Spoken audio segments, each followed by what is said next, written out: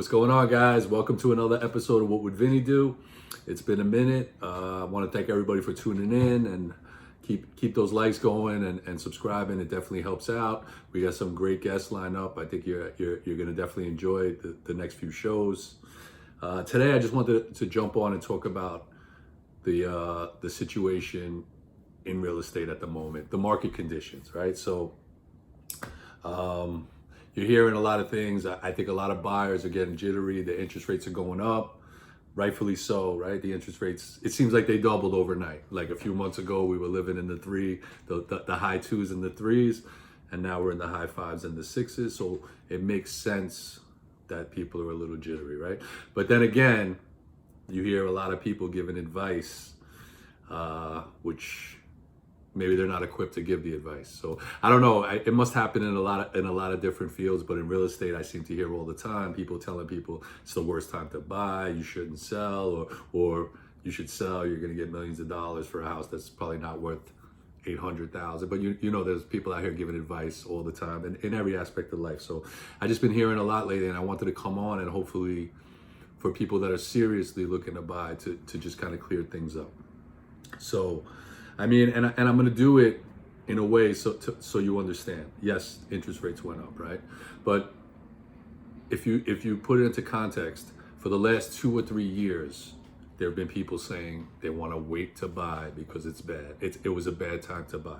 I have clients that bought houses 2 years ago, and I'll give you a perfect example. I had a client a year ago, and people were telling them it was the wrong time to buy. The market is overinflated, and this is last year. It's coming up on a year that they bought, and friends are telling them, like smart people, maybe people with degrees, whoever it is, are giving them advice like, don't buy a house now. It's at the height of the market. You're making a mistake. So first of all, to give someone that advice without knowing their situation does not make sense, right? So the person who you're giving that advice to, what if they're paying rent of $3,000 in a house, which was the case in this example? So of course it's a good time for them to buy. If they can afford the monthly payment, it's a good time to buy because they're paying $3,000 rent. Every situation is different. The market, the interest rates don't control whether I buy a house or not. What controls whether I buy a house or not, if it's a good time, is if you can afford the monthly payment, and if you don't need that money and you're not gonna move for 10 years, then yes, it's a good time for you to buy. Especially if you're paying rent that's more than a mortgage. So, and that was the case in this one. So now, luckily the person listened. I helped them secure a house. A year later, that house is worth over 20%. It's went up. Interest rates have doubled, so they got the house at an amazing time. And supposedly that was a bad time to buy the house. So, but back to now, right? So you're hearing kind of that same stuff. It's not a good time to buy, just because it's hard to buy, right? Even when all this multiple, you hear this crazy stuff. There's multiple offers on houses. It's the worst time to be involved. That doesn't mean it's a bad time to buy a house. That means it's hard to buy a house and to secure the accepted offer. But if you get it, you did good. Especially 3 or 4 months ago, 5 months ago, when interest rates are 3%. People now that bought a house 2 years ago are so happy they did. Like they are the happiest you could possibly be. So now, let's get to now. The interest rates are 5%, 6%. And I'm gonna go over numbers with you. We studied this today in our daily meetings. We go over numbers. And obviously, if you buy a house when the interest rates are 3%, your payments are gonna be a lot more when they're 6%, right? They're gonna be double, like the interest rates double, so your payments are gonna be double. So you have less buying power. So if you can afford a house that was $350, you're gonna not be able to afford that anymore to have the same payment. So again, is it a good time to buy a house?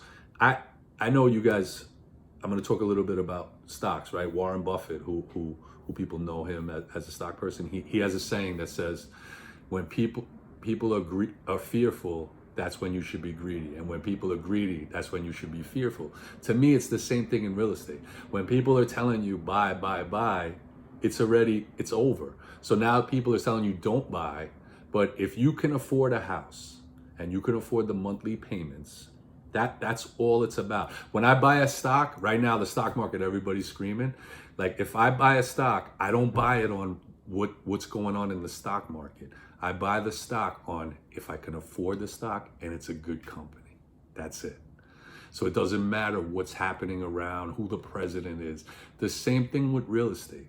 If it's a good house, a solid house, you have it inspected by an engineer and the house is in good shape and you can afford the monthly payment at 6% or at 5% without killing yourself. And it's not money the same thing with the stock. It's not money that you're gonna need in 3 months to pay for your kids' college or anything like that. And it's money you can spend, then you do it. That's when you buy. So when people say it's a good time, it's always a good time. If you can afford it and you can afford the monthly payment and you don't need the money.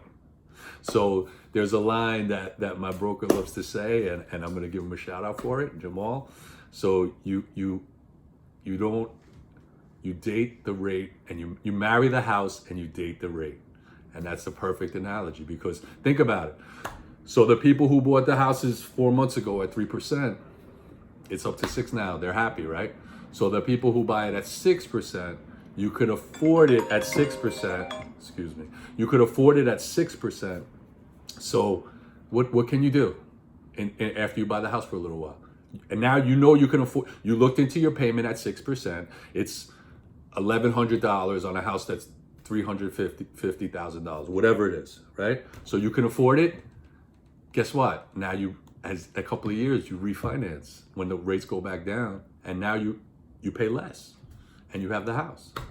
So that's kind of the answer. So if you can afford the monthly payments and you don't need the money anytime soon, and a good barometer is 10 years, because I've been in this business for a long time, and 10 years, people who bought at the collapse last time, 2005, 2000, when everybody bought at the height, 2007, right around there, what happened?